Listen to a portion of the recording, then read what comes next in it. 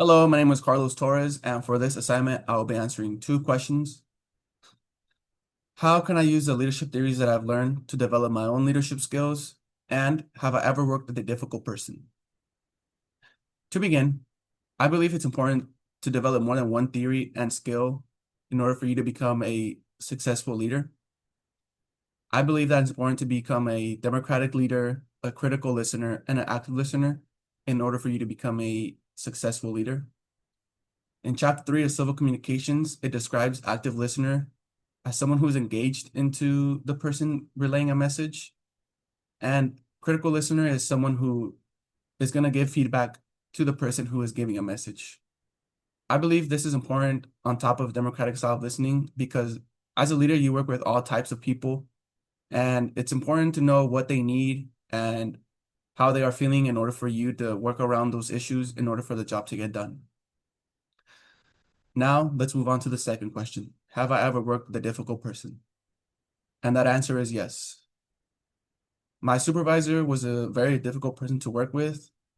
The reason being was because he used an authoritarian style of leadership. And no matter what we came up with, or no matter what solution we had, it wasn't good enough for him, and only his solution worked to the problem. This was really a difficult time to work with or work with someone because he was a leader and there wasn't really much that we could do. So what we did as a team is we collaborated together and we spoke about what the leader is doing versus what we would like to do in order for the job to be done in a faster and more efficient way. He was more of an old school type of person, so no matter how good our new innovations were, it wasn't good enough compared to the old stuff.